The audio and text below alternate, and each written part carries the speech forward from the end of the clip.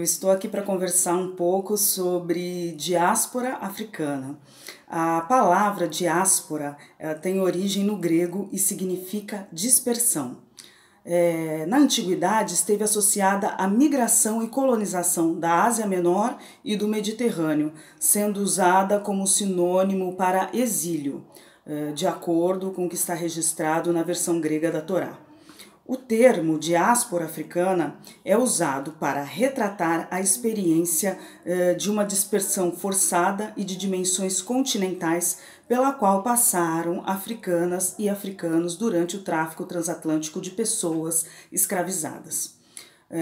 De acordo com informações disponíveis no banco de dados mais completo sobre a escravidão transatlântica, o Transatlantic Slave Trade Database, coordenado pelo historiador David Eltz, que está disponível na internet, há registro de 36 mil viagens, de embarcações escravistas que transportaram mais de 12 milhões de pessoas durante esse período do tráfico transatlântico.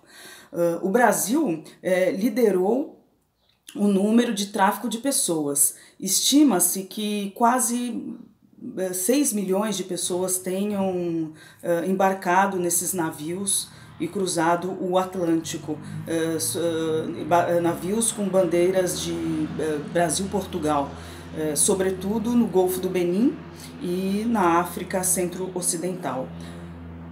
A justificativa para a escravização de pessoas no continente africano, ela passou por vários momentos, Então, num primeiro momento, era uma suposta, o que justificava a escravidão era uma suposta não humanidade dessas pessoas. Também essa justificativa se valeu do argumento de uma ação civilizatória baseada na não menos equivocada noção de inferioridade cultural. Foi moldado um arcabouço racista baseado em aspectos religiosos e pseudocientíficos, além do desprezo, da ocultação e do apagamento da riqueza cultural, do conhecimento e do desenvolvimento tecnológico dos diversos povos africanos que foram escravizados e trazidos principalmente para as Américas.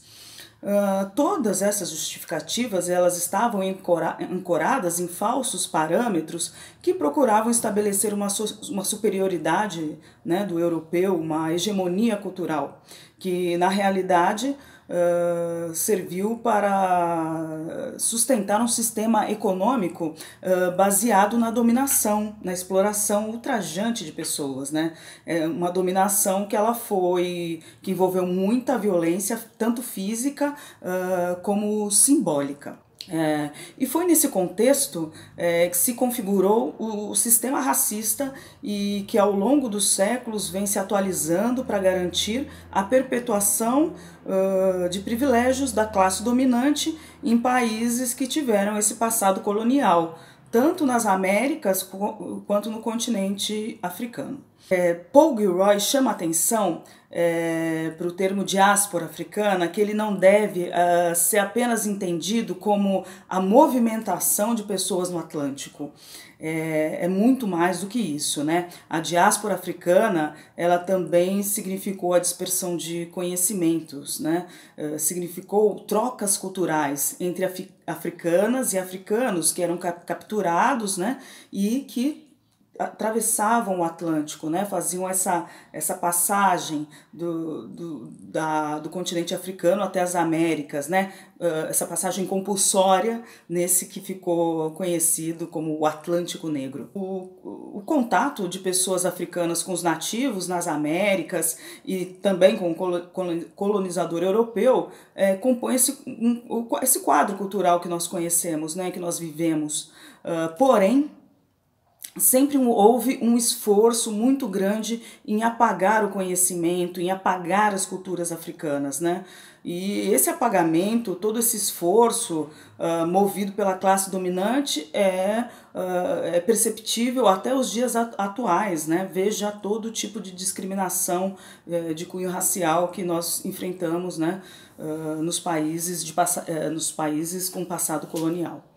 Bom, Durante mais de 300 anos que durou esse sequestro de africanas e africanos, houve transferência de tecnologia, de conhecimento da África para as Américas.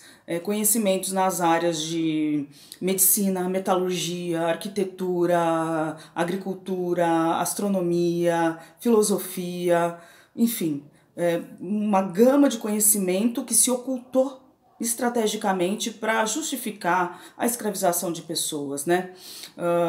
As pessoas sequestradas, elas foram forçadas a abandonar sua terra, a deixar para trás a terra, a sua gente, deixaram para trás, né, pessoas queridas, deixaram para trás plantas de uso ritual, de uso medicinal, animais, lugares sagrados e uma gama de objetos, enfim, vieram totalmente destituídos de tudo, né, só com o corpo e a memória. Mas, por mais voltas que essas pessoas tiveram que dar no entorno da árvore do esquecimento, conhecimento e memória são coisas que não se pode extirpar tão facilmente do nosso ser. Os conhecimentos ancestrais dos povos africanos, eles foram transmitidos geração após geração, foram absorvidos, né, e reelaborados e podem ser entendidos como formas de sobrevivência, como formas de resistência na diáspora africana. A partir da diáspora africana, nós também podemos pensar em afroepistemologias, como práticas de trocas de ensinamentos, né, ligados ao saber ancestral, cuja difusão se dá através da transmissão oral. Existem alguns espaços privilegiados, né, dessas trocas de saberes ancestrais, como por exemplo os espaços de cultos religiosos de matriz africana, ou mesmo nas comunidades tradicionais, nas comunidades remanescentes de quilombo, né? Mas também dentro de toda a comunidade, dentro de toda a família que compartilha a diáspora africana no corpo, na memória, também são espaços de cultivo desses saberes. São também espaços constituídos a partir do movimento negro, espaços de discussão de estratégias políticas, qualquer espaço de troca de saberes, de conhecimento, espaços de manifestações culturais, como locais de prática de grupos de dança afro, danças africanas, grupos de capoeiras, teatros, salão de beleza onde as mulheres e também os homens vão trançar seus cabelos, né? Também podem ser considerados locais de cultivo de experiências afrodiaspóricas. Agora eu vou falar da minha experiência afrodiaspórica particular, e eu acho que isso pode ser interessante para a gente pensar um pouco como a diáspora africana ela pode ser pensada a partir de áreas do conhecimento. No meu caso, eu vou falar um pouco sobre a arqueologia, porque eu sou arqueóloga e eu trabalho com arqueologia da diáspora africana. Bom, então eu fiz pós-graduação em arqueologia, né? Eu fiz meu mestrado em arqueologia e depois também fiz o meu doutorado na área de arqueologia no programa de pós-graduação do Museu de Arqueologia e Etnologia da Universidade de São Paulo. Então eu fui para Vila Bela da Santíssima Trindade trabalhar junto a essas comunidades remanescentes de quilombo. Mas antes de eu entrar no tema específico do mestrado, eu quero voltar um pouquinho no tempo e quero falar um pouco sobre a minha graduação, que foi em Ciências Sociais. Eu também me graduei pela Universidade de São Paulo, né, cientista social, onde eu dei ênfase para estudos antropológicos em contextos afrodiaspóricos. Mais especificamente, eu trabalhei com comunidades religiosas, eu estudei processos de reafricanização que eram observados no Candomblé de São Paulo. Trabalhei com etnomusicologia, né, a música nos terreiros de Umbanda, nos terreiros de Candomblé. E a minha aproximação com o universo material das comunidades remanescentes, com as comunidades religiosas, se deu então a partir das árvores, né? Foi o que me chamou a atenção, foram as plantas também, porque as plantas elas têm um papel muito importante na ritualística, né, das religiões, né, das diversas religiões aí de matriz africana. Então, sem planta, não tem religiosidade, não tem candomblé, não tem umbanda. Todas as etapas, rituais, as plantas, as folhas, enfim, elas são de extrema importância. E aí eu tive uma indagação de qual seria, então, os arranjos promovidos por africanas e africanos quando chegaram aqui no continente, nas Américas, e se depararam com uma outra vegetação, né? Com outras plantas, com outras árvores, né? E como é que foi feita essa redistribuição de planta entre as divindades, né? Na ritualística? Como é que foi feito isso? Então eu comecei já na graduação a fazer um estudo desses arranjos socioculturais promovidos por africanos e africanas em relação às plantas rituais. Fiz uma iniciação científica onde eu pude constatar que cada planta ela recebe também uma atribuição simbólica. Isso vai mudar dependendo do tipo de candomblé, do tipo de manifestação religiosa que a gente observa. Porque a gente sabe que a gente tem o candomblé de origem nigeriana, a gente tem o candomblé Congo-Angola, candomblé de caboclo, a gente tem a umbanda, a gente tem as umbandas, né? Nós temos várias manifestações de matriz africana, mas o que a gente pode dizer é que aspectos simbólicos também eram atribuídos a determinadas árvores e a determinadas plantas. Se a gente pensar no candomblé de origem nigeriana, se a gente pensar no candomblé queto, se a gente pensar no candomblé de orixá, por exemplo, vou dar um exemplo, se a gente pensar numa planta, numa flor, por exemplo, numa flor amarela, numa folha que tem um formato de coração, de repente essas plantas elas podem ser atribuídas ao orixá Oxum, que está ligada à fertilidade, que está ligada à riqueza, que está ligada ao ouro, né, o amarelo ouro. Se a gente pensa numa planta medicinal, que é usada para tratar pessoas que têm problemas no sistema nervoso, pessoas que são nervosa e tal, de repente essa planta ela pode ser atribuída a um orixá da guerra, né? Se de repente a gente tem uma planta como essa que eu tenho aqui, uma espada de Inhansã, que tem esse formato, né? Esse formato de espada. A gente tem a espada de Yansan, que é essa de borda amarela, tem também a espada de Ogum, a lança de Ogum, enfim. Essas plantas que remetem a lanças, utensílios, objetos de guerra, né? Elas podem ser atribuídas a orixás, divindades que são guerreiras, no caso, né? Yansan, por exemplo, Ogum. Bom, e então o conhecimento ancestral trazido na memória foi o condutor dessa redistribuição dessas plantas entre as divindades, né? Descobrir as propriedades medicinais de cada planta, o formato, morfologia, enfim, né?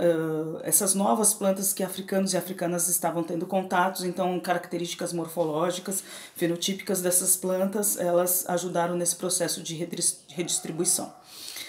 Bom, quando eu fui para fazer o doutorado, eu queria ir mais além, eu imaginei que essas pessoas, que eu percebia e via, e as leituras me confirmavam, mas a experiência junto às comunidades afro-religiosas, agradeço eternamente, né, a comunidade religiosa que me acolheu, todas as comunidades religiosas que me acolheram, minha mãe Amália, né, que é a minha mãe de santo, Tata Catuvangessi, Mãe Caçulinha, né, uma infinidade de, não vou lembrar o nome de todos agora, mas uma infinidade de pessoas que eu encontrei nessa caminhada para construir esse estudo, né, afrodiaspórico, e poder falar hoje aqui, contar um pouco para vocês, né, como que a gente pode pensar a diáspora africana a partir de uma materialidade, a partir de uma religiosidade, a partir de um universo simbólico. Bom, isso foi durante a graduação. Quando eu resolvi que eu queria trabalhar com as comunidades remanescentes de Quilombo, foi porque eu parti de uma hipótese. Poxa vida, se essas pessoas que estão nas comunidades afro-religiosas, foi a memória, foi a transmissão oral, né, que perpetuou esse conhecimento durante tantos anos, né, anos e anos se passaram e esse conhecimento existe, esse conhecimento está vivo. Então, se eu chegasse, né, minha hipótese era que se eu chegasse a conhecer uma comunidade remanescente de Quilombo, onde a tradição, a transmissão, a oralidade na transmissão oral ainda fosse importante, ainda fosse o principal meio de transmissão de conhecimento entre os membros de uma família, entre os membros de uma comunidade, eu imaginava que essa comunidade estaria estaria atribuindo significação simbólica para elementos da natureza, para plantas, para árvores, assim como esse povo do santo trazia na memória. Então é assim, se essa comunidade ainda tivesse na transmissão oral o principal foco de transmissão de conhecimento, eles teriam essa memória ancestral, né? Então essas árvores, essa atribuição de significação simbólica que eu via reproduzida nos candomblés, nas umbandas, elas também estaria presente nas comunidades, independente das comunidades serem da religião das pessoas dessa comunidade. Tanto que quando eu cheguei na comunidade remanescente de Quilombo do Boqueirão, a família Frazão de Almeida, que foi a família que trabalhamos juntos, né, durante esses 10 anos aí, eles eram católicos, né, eles não eram praticantes de religiões de matriz africana. Ainda que nós sabemos que os ancestrais deles eram praticantes e frequentavam rituais, né, mas na atualidade, naquele momento, na comunidade, não tinham praticantes e não tinham espaços de cultos de religião de matriz africana. Bom, então eu fui para a comunidade, eu fui para a Vila Bela da Santíssima Trindade, dei início à pesquisa na comunidade do Boqueirão, e então eu trabalhei com os quintais do presente, quintais onde moravam as pessoas da família Frazão de Almeida, mas também trabalhei com os descendentes da Dona Maria Rosa, né, que era da outra parte, né, tem duas famílias no Quilombo, os Frazão de Almeida e os descendentes da Maria Rosa. Os Frazão de Almeida, eles são católicos, né? Vem de uma tradição católica, cidade de Vila Bela extremamente católica, né? Vila Bela da Santíssima Trindade. E do outro lado, então, os descendentes da Maria Rosa, Dona Sebastiana, a saudosa Dona Sebastiana, que saudade que eu tenho dela. Já a parte familiar era seguidores da Assembleia de Deus. Inicialmente eu comecei a trabalhar com árvores, mas depois, no cotidiano, vivenciando esses quintais, colhendo depoimentos, né, dessas pessoas, desses moradores da comunidade, eu também resolvi incluir algumas herbáceas. Foi necessário incluir algumas herbáceas, como a espada de São Jorge, a espada de Ançã, a dracena, Comigo Ninguém Pode, que eram plantas que estavam presentes nos quintais, né, nos quintais sobretudo da família Frazão de Almeida. Então eu vi a importância dessas árvores. Tendo feito o mapeamento dessas árvores, desses quintais, eu parti então para o sítio arqueológico, o sítio arqueológico Porto Boqueirão, que foi onde os pais do Ádio Frazão de Almeida, né, que era um dos quintais que eu estudava, era o quintal da Kika e do Ádio, né, e do irmão dele, o seu Lino e a Dona Maria, né, eram dois quintais separados da família Frazão de Almeida, dois núcleos familiares, né. E eu fui estudar então esse sítio arqueológico que tinha sido abandonado na década de 80, porque teve uma grande enchente lá e os pais do Ádio então se mudaram mais para cima e ocupando a região que hoje onde vive o Ádio com a família dele, o Ádio, Kika e a família. Bom, quando eu cheguei nesse sítio arqueológico, eu decidi usar apenas as árvores, né, e para delimitar o sítio arqueológico e a memória do Ádio, porque a gente trabalhou o tempo todo em conjunto. Durante esses 10 anos, o Ádio foi super parceiro, ele entrou de cabeça na questão da arqueologia, ele gostou muito da proposta, essa proposta, né, de fazer essa pesquisa sobre os ancestrais dele, sobre as origens africanas, sobre a formação formação do território quilombola. Ele se apaixonou realmente pela temática e ele, em todos os momentos, ele esteve presente. E então a gente trabalhou junto o tempo todo. Então o Ádio, ele me acompanhou fizemos várias incursões ao sítio, né? O sítio não era um lugar assim que ele nunca passava por lá. Fazia parte porque o sítio era da comunidade, da casa onde eles viviam, até o sítio arqueológico era mais ou menos uns 3 quilômetros. E era na beira do rio, porque era Porto Boqueirão, né? Então era perto do porto, eles moravam perto do porto, onde teve a enchente, né? Então, depois da década de 80, eles foram para uma área mais alta. Só que o porto, o Rio Alegre, né? Um afluente do rio Guaporé, eles iam pescar. O Ádio é um exímio pescador, então ele sempre estava descendo pelo rio para ir pescar e de vez em quando ele passava no sítio arqueológico. Aliás, ele também ia não só para pescar, mas toda vez que ele ia para pescar, quase sempre ele tinha uma encomenda. Ou quando ele ia pescar, ou quando a gente ia fazer trabalhos no sítio arqueológico, quase sempre ele tinha uma encomenda de alguma senhora lá da comunidade, pedindo da esposa dele, pedindo para trazer determinada planta que só encontrava na beira do rio, porque precisava fazer um remédio, porque enfim, sempre tinha uma encomenda. Então esse trânsito era era frequente, né? Então eu frequentava o sítio arqueológico junto com o Ádio, então nós fizemos a delimitação. Ainda tinha um remanescente da estrutura da antiga moradia, né? Mas o principal elemento na paisagem que a gente usou para delimitar o sítio arqueológico foram essas árvores remanescentes do tempo que o Ádio era uma criança. Porque ele nasceu nesse lugar, né? Ele nasceu e quando ele estava mais ou menos com 10, 12 anos, foi que teve a enchente da década de 80 e ele foi mais para cima no lugar onde ele vive até hoje. Então eu usei essas árvores que eram significativas, que eu já tinha identificado como significativa para esses moradores no contexto do presente, né? Do presente, nas entrevistas que eu fiz junto à comunidade, na vivência no cotidiano. Então tinha uma lista de árvores lá que eram significativas. Eu voltei no quilombo, eu voltei no sítio arqueológico e fui procurar essas árvores lá.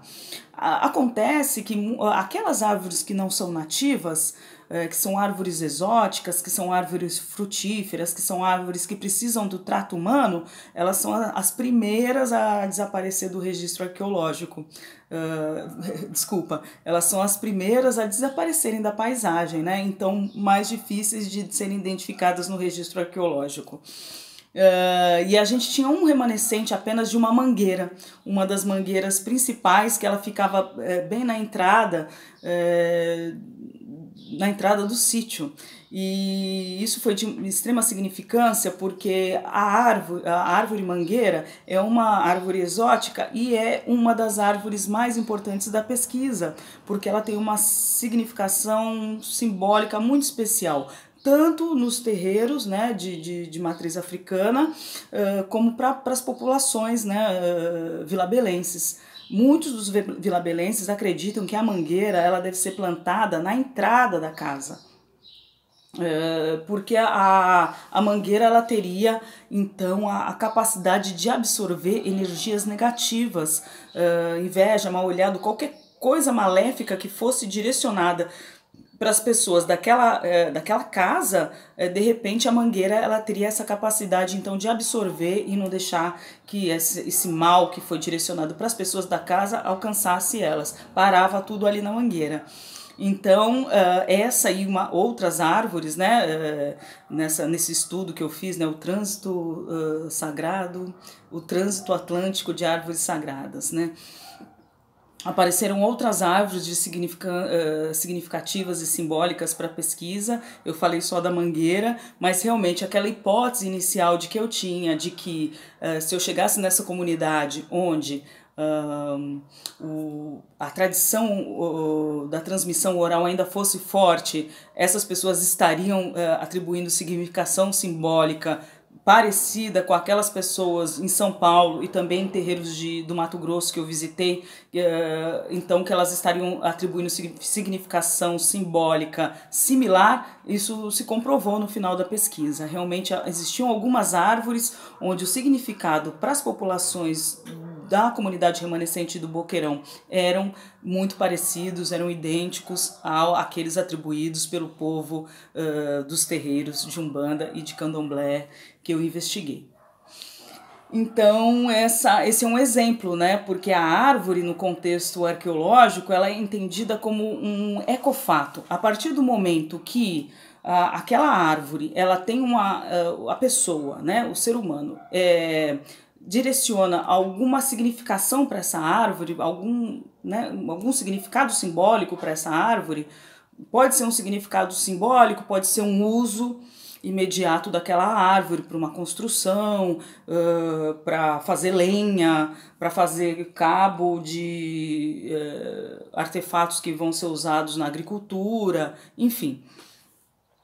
Existem esses usos, né, da madeira, mas a árvore em si, quando ela recebe do ser humano uma significação simbólica, ela pode ser compreendida nesse contexto de materialidade, né, na paisagem onde essas pessoas estão inseridas. Então, esse estudo no âmbito do mestrado, que depois eu dei continuidade também no doutorado, mas aí é um outro assunto, né? Eu fui trabalhar sobre visibilidade de registros arqueológicos de comunidades afrodescendentes, visibilidade social de populações afrodescendentes. Mas eu dei esse exemplo, quis dar esse exemplo desse estudo para vocês verem na prática como a gente lida com essas questões da diáspora africana, né? Você tem, nas diversas áreas do conhecimento, você pode ter várias interpretações e várias maneiras de captar, de interpretar o que é a diáspora africana, né? Essa questão corporal, essa questão que está no corpo do afrodescendente, essa questão que está na memória do afrodescendente. Bom, espero ter contribuído para aumentar o conhecimento de vocês sobre a diáspora africana, a partir da minha própria experiência afrodiaspórica, no contexto de vida, né? Porque foram 10 anos de pesquisa da minha vida, eu continuo pesquisando contextos afrodiaspóricos e é isso. Muito obrigada.